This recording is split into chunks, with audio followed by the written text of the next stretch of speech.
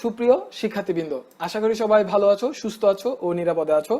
গত ক্লাসে আমি তোমাদের সাথে ব্যান্ডউইথ কি এবং ব্যান্ডউইথের প্রকারভেদ নিয়ে আলোচনা করেছিলাম এবং সেই সাথে ডিজিটাল ইনফরমেশন ক্যালকুলেশনের দুটি স্ট্যান্ডার্ড নিয়ে বিস্তারিত আলোচনা করেছিলাম।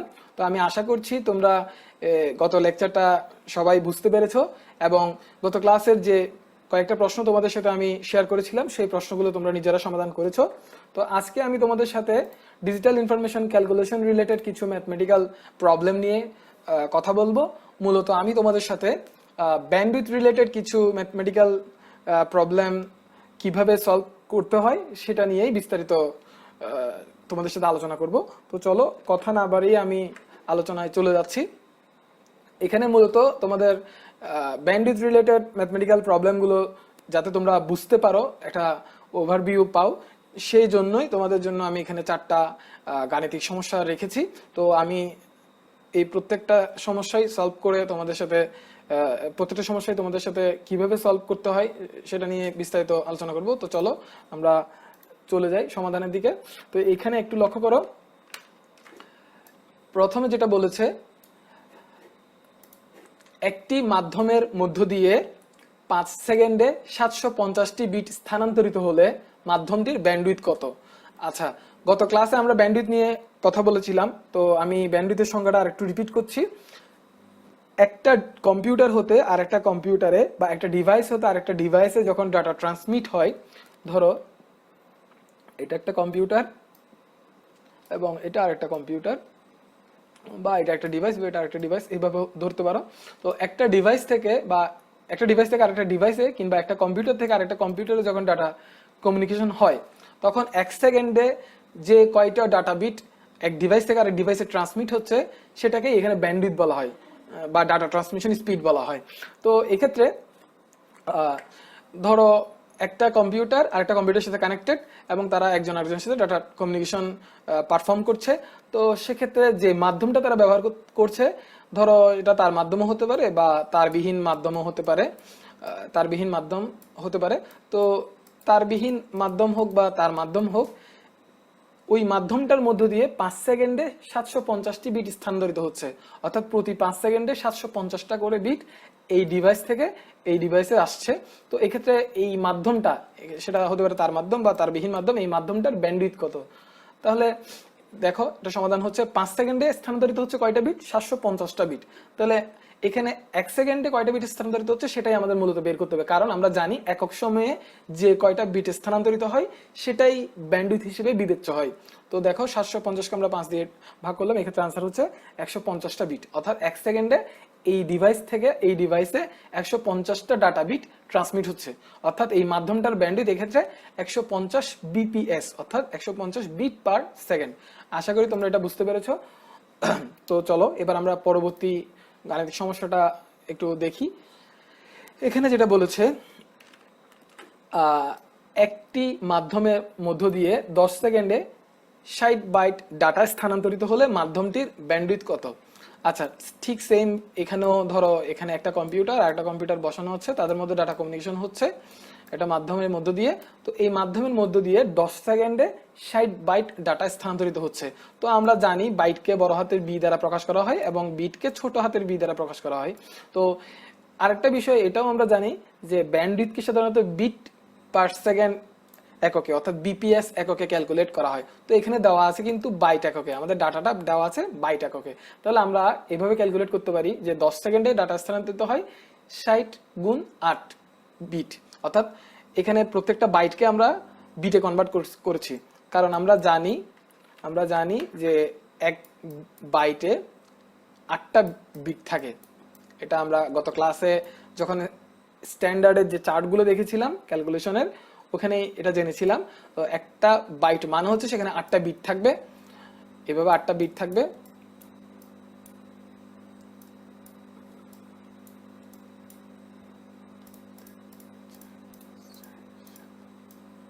এভাবে 8টা বিট থাকবে। তাহলে এখানে 60 বাইট ডাটার মধ্যে প্রত্যেকটা বাইটেই 8টা করে বিট রয়েছে, তাহলে বিট সংখ্যা হচ্ছে 60 গুণ 8। তাহলে 1 সেকেন্ডে কয়টা বিট স্থানান্তরিত হচ্ছে সেটা আমাদের দেখার বিষয় এক্ষেত্রে। তো সেক্ষেত্রে আমরা ভাগ করলাম, এখানে 48টা বিট স্থানান্তরিত হচ্ছে, অর্থাৎ এই ডিভাইস থেকে এই ডিভাইসে 1 সেকেন্ডে 48টা করে বিট ট্রান্সমিট হচ্ছে, তাহলে এই ক্ষেত্রে এই মাধ্যমটার ব্যান্ডউইথ হচ্ছে 48 বিপিএস। তো আশা করি তোমরা এই সমস্যাটাও কিভাবে সমাধান করলাম আমি সেটা বুঝতে পেরেছো।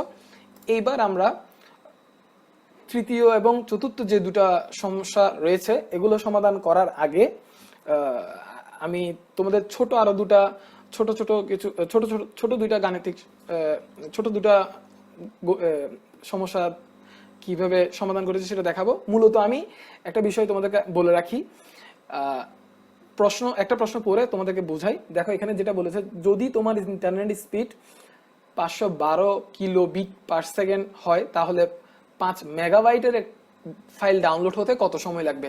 মূলত এখানে কিলোবিট আর কিলোবাইটের রিলেশনের একটা ব্যাপার আছে যেটা তোমাদেরকে আগে বোঝাতে হবে, তাহলেই তোমরা এই দুটো ম্যাথ করতে তোমাদের এই দুটো ম্যাথ করতে সুবিধা হবে। তো আমি যে দুটো ম্যাথ তোমাদেরকে দেখানোর কথা সেগুলো আমি আগে থেকেই করে রেখেছিলাম, আমি দেখাচ্ছি। প্রথমে যেটা দেখাচ্ছি সেটা হচ্ছে তোমার কিলোবিট থেকে কিলোবাইট থেকে কিলোবিটে কনভার্ট করা। তো এক্ষেত্রে একটা বিষয় তোমাদেরকে বলে রাখি, গত ক্লাসে তোমাদেরকে যখন আমি স্ট্যান্ডার্ড দুটো পড়িয়েছিলাম সেক্ষেত্রে দুটো স্ট্যান্ডার্ড ছিল, একটা হচ্ছে আইসি স্ট্যান্ডার্ড আর একটা হচ্ছে এসআই স্ট্যান্ডার্ড। তোমরা আইসি স্ট্যান্ডার্ড এবং এসআই স্ট্যান্ডার্ড থেকে যে কোনো একটা স্ট্যান্ডার্ড ব্যবহার করে করতে পারো, দুটোতেই শুদ্ধ হবে। তো আমি মূলত এখানে আইসি স্ট্যান্ডার্ডটাই ব্যবহার করব। তো দেখো প্রথমে যেটা বলেছে, প্রথম সমস্যা যেটা 1 কিলোবাইট ডাটাতে কয় কিলোবিট হয়। তো আইসি স্ট্যান্ডার্ড অনুসারে আমরা জানি 1 কিলোবাইট মানে হচ্ছে 1024 বাইট। তাহলে 1024 বাইট, তাহলে প্রত্যেকটা বাইটের মধ্যে আবার 8টা করে বিট রয়েছে। তাহলে আমরা যদি এটাকে বিটে কনভার্ট করি সেক্ষেত্রে 1024 গুণ 8 এভাবে আমরা লিখতে পারি। এবার আমরা এই বিটকে কিলোবাইটে কনভার্ট করব, কিলোবিটে কনভার্ট করব, দুঃখিত কিলোবিটে কনভার্ট করব। আমাদের এখানে বিট বের করেছি আমি, এবার এটাকে আমরা কিলোবিটে কনভার্ট করব। তাহলে কিলোবিটে কনভার্ট করার জন্য কি করতে হবে, আমরা আইসি স্ট্যান্ডার্ড অনুসারে জানি 1 কিলোবিট মানে হচ্ছে 1024 বিট, কারণ আইসি স্ট্যান্ডার্ড ব্যবহার করা মানেই হচ্ছে বেস ফ্যাক্টর 1024। এটা আমরা নিশ্চয়ই গত পর্বে দেখেছি। তোমরা যারা এই গত পর্বের ভিডিওটা মিস করেছো তারা আগের ভিডিওটা দেখে আসতে পারো, সেখান থেকে স্ট্যান্ডার্ড দুটো বুঝে আসলে তোমরা এটা বুঝতে পারবে। তো দেখো 1 কিলো বিটের জন্য আমরা 1024 বিট পেতে পারি, তাহলে 1024 বিট মানে হচ্ছে 1 কিলোবিট। তাহলে 1024 গুণ 8 অর্থাৎ এই যে বিটের একটা পরিমাণ আমরা আগে থেকে বের করে রেখেছিলাম, এতটা বিটের জন্য কত কিলোবিট ডাটা আমরা পেতে পারি। দেখো এটা আমি ক্যালকুলেশন করেছি, 1024 গুণ 8 ডিভাইড বাই 1024, তাহলে এই 1024 আর 1024 যদি কাটা যায় সেক্ষেত্রে আমাদের থাকে 8, অর্থাৎ 8 কিলো বিট। অর্থাৎ এক্ষেত্রে আমরা বলতে পারি যে 1 কিলো বাইট সমান 8 কিলো বিট, 8 কিলো বিট। তাহলে এটা আমাদের মনে রাখতে হবে। এরপরে পরবর্তী আরেকটা যেটা আছে, কিলো বাইট থেকে কিলো বিটে নিয়ে যাব আমরা। দেখো এক্ষেত্রে যেটা 1 কিলো বাইট সমান কত কিলো, 1 কিলো বিট সমান কত কিলো বাইট, এটা জিজ্ঞেস করেছে। তো এক্ষেত্রে খেয়াল করো, ঠিক সেম ভাবে আগেরটার মতনই আমি লিখেছি, মূলত আইসি স্ট্যান্ডার্ডেই ব্যবহার করেছি, অর্থাৎ 1024 কেই ফ্যাক্টর হিসেবে ব্যবহার করছি আমি এখানে। তো তোমার 1 কিলো বিট সমান হচ্ছে 1024 বিট। তো এবার আমরা বিটটাকে নিয়ে যাব কোথায়, বাইটে, কারণ আমরা এই বাইটকে পরবর্তীতে কিলো বাইটে কনভার্ট করব। তো বিটকে যদি আমরা বাইটে কনভার্ট করতে চাই, আমরা জানি 8টা বিট মিলে হয় 1 বাইট, তাহলে আমরা বাইটে কনভার্ট করার জন্য সেক্ষেত্রে 8 দিয়ে ভাগ করতে পারি। তাহলে শেষ পর্যন্ত আমাদের আসছে কত, 128 বাইট। এবার আমরা 128 বাইটে কত কিলো বাইট হয় সেটা আমরা জানার চেষ্টা করি। ঠিক সেম ভাবে এখানে আইসি স্ট্যান্ডার্ড অনুসারে আমরা জানি 1 কিলো বাইট সমান 1024 বাইট, যেটা একটু আগে ওই আগের ম্যাথটা তো আমরা দেখেছিলাম। তো 1024 বাইটে হচ্ছে কত কিলো বাইট, 1 কিলো বাইট। তাহলে আমরা 128 বাইটে কত কিলো বাইট পেতে পারি, 128 কে অবশ্যই 1024 দিয়ে ভাগ করতে হবে, সেক্ষেত্রে আনসার কত হচ্ছে 0.125 কিলো বাইট। অর্থাৎ আমরা এটা ধরে এটা বলতে পারি যে 1 কিলো বিট মানে হচ্ছে 0.125 কিলো বাইট। তো আশা করি তোমরা কিলো বাইট এবং কিলো বিটের যে কনভার্সনের ব্যাপারটা এটা বুঝতে পেরেছো। তো চলো এবার আমরা আমাদের মূল অঙ্কে ফিরে যাই। এখানে দেখো যেটা বলেছে তোমার যদি তোমার internet speed 512 kilobit per second হয় তাহলে 5 মেগাবাইট এর ফাইল ডাউনলোড হতে কত সময় লাগবে? আচ্ছা, ধরো তুমি বাসায় একটা ইন্টারনেট কানেকশন ব্যবহার করছো, সেটার স্পিড হচ্ছে 512 কিলোবিট পার সেকেন্ড, অর্থাৎ সেকেন্ডে 512 কিলোবিট ডাটা তোমার ইন্টারনেটের যে কোনো একটা সার্ভার হতে তোমার ডিভাইসে আসছে। তো সেক্ষেত্রে তুমি যদি 5 মেগাবাইটের কোনো ফাইল ডাউনলোড করতে চাও, সেক্ষেত্রে তোমার ফাইলটা ডাউনলোড হতে কত সময় লাগতে পারে? তো এখানে একটা বিষয় খেয়াল করো, তোমার ইন্টারনেট স্পিড বা ব্যান্ডউইথ, তোমার ইন্টারনেটের যে কানেকশনটা তুমি ব্যবহার করছো সেটার ব্যান্ডউইথ হচ্ছে 512 কিলোবিট পার সেকেন্ড। তাহলে একটা বিষয় খেয়াল করো, এখানে কিলোবিট দেওয়া আছে, আর এই কিলোবিট পার সেকেন্ড স্পিডে, দুঃখিত, এটা তো আমরা অবশ্যই জানি যে মানে ব্যান্ডউইথের ক্ষেত্রে অবশ্যই বিট পার সেকেন্ড ক্যালকুলেশন হয়। তো স্পিড দেওয়া আছে যে 512 কিলোবিট পার সেকেন্ড। তো 5 মেগাবাইটের যে ফাইলটা ওটা ডাউনলোড করতে আমাদের কত সময় লাগতে পারে? এখানে কিলোবিট পার সেকেন্ডে দেওয়া আছে এবং এককটা কিন্তু দেওয়া আছে বিট পার সেকেন্ড। তো কিলোবিটে যেহেতু দেওয়া আছে, আমাদেরকে অবশ্যই বাইট থেকে আমাদের ফাইলের সাইজটাকে বিটে কনভার্ট করতে হবে। এর পরবর্তীতে আমরা দেখব যে এখানে 5 মেগাবাইটের যে ডাটাটা সেটাকে কিলো বিটে কনভার্ট করার পর সেই ফাইলের সাইজকে, অর্থাৎ সেই সাইজের ফাইলটাকে ডাউনলোড করতে আমাদের কতটুকু সময় লাগবে। অর্থাৎ আমরা মোট কথা হচ্ছে ফাইলটাকে প্রথমে কিলো বিটে কনভার্ট করে নিব যাতে আমাদের ক্যালকুলেশনের সুবিধা হয়। তো দেখো, মোট ডাটা বা ফাইল সাইজ হচ্ছে 5 মেগাবাইট। তাহলে মেগাবাইট আমরা কিন্তু জানি 1 মেগাবাইট সমান 1024 কিলোবাইট, এটা কিন্তু আইসি স্ট্যান্ডার্ড অনুযায়ী আমরা জানি। বেস ফ্যাক্টর আইসি স্ট্যান্ডার্ড অনুসারে 1024, যেহেতু আমরা সব জায়গায় 1024 ব্যবহার করব। আর আরেকটা বিষয় তোমাদেরকে বলে রাখি অঙ্কটা শুরু করার আগে, যে কোনো ধরনের ম্যাথমেটিক্যাল প্রবলেম, এই যে ডিজিটাল ইনফরমেশন ক্যালকুলেশনের ক্ষেত্রে তোমরা যে কোনো একটা স্ট্যান্ডার্ড ব্যবহার করবে, যেটা একটু আগেও আমি বলেছিলাম, হয়তো আইসি স্ট্যান্ডার্ড অথবা এসআই স্ট্যান্ডার্ড। তো আমি এখানে আইসিটা ব্যবহার করেছি, তোমাদের বইও হয়তো এসআই স্ট্যান্ডার্ড দিয়ে করা থাকতে পারে, অসুবিধা নেই, এটা কোনো অসুবিধা না। তো দেখো, মেগাবাইট ডাটাকে আমরা কিলোবাইটে কনভার্ট করে নিলাম, এরপর কিলোবাইটকে আমরা কিলো বিটে কনভার্ট করব। তো এই জিনিসটা কিন্তু একটু আগেই তোমাদেরকে আমি সলিউশন করে দেখিয়েছি। 1 কিলোবিট মানে 8 কিলো, 1 কিলোবাইট মানে 8 কিলোবিট। তাহলে এই কারণে আমরা কিলোবাইট থেকে যখন কিলো বিটে কনভার্ট করছি, সেক্ষেত্রে আমরা 8 দিয়ে গুণ করেছি। তো টোটাল 5 মেগাবাইটের যে ডাটাটা ছিল সেটাকে যখন আমরা কিলো বিটে কনভার্ট করলাম, তখন এই পরিমাণটা আসলো, অর্থাৎ 40,960 কিলো বিট। তাহলে আমাদের মোট ফাইলের সাইজটা হচ্ছে এত কিলোবিট। এখন আমরা যে ইন্টারনেট কানেকশনটা ব্যবহার করি সেটার ব্যান্ডউইথ হচ্ছে 512 কেবিপিএস, অর্থাৎ কিলোবিট পার সেকেন্ড, অর্থাৎ 512 কিলোবিট ডাটা এক সেকেন্ডে সার্ভার থেকে, ইন্টারনেটে কোনো সার্ভার থেকে আমাদের ডিভাইসে আসে। তাহলে এই যে ডাটাটা আমরা যেটা ফাইল ডাউনলোড করছি, সেই ডাটাটা আসতে কতক্ষণ সময় লাগবে? অবশ্যই এটাকে ফাইলের সাইজটাকে 512 দিয়ে ভাগ করতে হবে এক্ষেত্রে। তাহলে ভাগ করার পরে আমাদের টোটাল আসলো কত? 80 সেকেন্ড। তাহলে এটাকে যদি আমরা মিনিটে কনভার্ট করি, এক্ষেত্রে আসছে কত? 1 মিনিট 20 সেকেন্ড। তো আশা করি তোমরা এটা বুঝতে পারছো যে 512 কিলোবিট পার সেকেন্ড ব্যান্ডউইথ বা ইন্টারনেট স্পিডে আমরা যদি কোনো ইন্টারনেট সংযোগ ব্যবহার করি এবং সেই সংযোগ ব্যবহার করে যদি আমরা 5 মেগাবাইটের কোনো ফাইল ডাউনলোড করতে চাই, সেক্ষেত্রে আমাদের সময় লাগবে 1 মিনিট 20 সেকেন্ড। তো এটার কম বেশি হতে পারে, সেটা তোমার ইন্টারনেট কানেকশনের উপর নির্ভর করবে। ইন্টারনেট কানেকশনের ব্যান্ডউইথ যত বাড়বে, সেক্ষেত্রে তোমার ফাইলটা ডাউনলোডের যে সময়টা সেটা তত কম হবে। তো আশা করি তোমরা এটা বুঝতে পারছো। তো সিমিলার আরেকটা প্রবলেম আমি রেখেছি, সেটা হচ্ছে, দেখো তোমরা একটু খেয়াল করো, যদি তোমার internet speed 256 kilobit per second হয়, এক্ষেত্রে দেখো ইন্টারনেট স্পিড অর্থাৎ ব্যান্ডউইথটা কিন্তু কম, 256 কিলোবিট পার সেকেন্ড, এবং ফাইল সাইজটাও কিন্তু বেশি। তাহলে এক্ষেত্রে অবশ্যই আমাদের সময় বেশি লাগবে, ফাইলের সাইজটাও বড়, আবার এদিকে ব্যান্ডউইথটাও কম, অর্থাৎ খুব কম পরিমাণ ডাটা বিট আমার সার্ভার থেকে আমাদের ডিভাইসে আসবে বা আমাদের ডিভাইস থেকে সার্ভারে যাবে। তো এক্ষেত্রে দেখো 10 মেগাবাইটের ফাইল ডাউনলোড হতে কত সময় লাগবে, এটা আমাদের জানতে চেয়েছে। তো ওই বরাবরের মতন আমরা আগের গণিতার মতনই এখানে মেগাবাইট ডাটাকে কিলো বিটে কনভার্ট করে নিব যাতে আমাদের ক্যালকুলেশনের সুবিধা হয়। তো 10 মেগাবাইটকে আমরা প্রথমে কিলো বিটে নিয়ে গেলাম, এরপর কিলো বাইটে নিয়ে গেলাম, কিলো বাইট থেকে এরপর আমরা কিলো বিটে নিয়ে আসলাম। তো এটা একটু আগে আমরা কিন্তু করেছিলাম। তো আশা করি এখানে বুঝতে পারছো যে টোটাল 10 মেগাবাইটের যে ডাটাটা সেটা কিভাবে 81,920 কিলোবিটে কনভার্ট হলো। এবার 256 কিলোবিট ডাটা কিন্তু এক সেকেন্ডে আমাদের ডিভাইসে আসে এই ইন্টারনেট স্পিডে।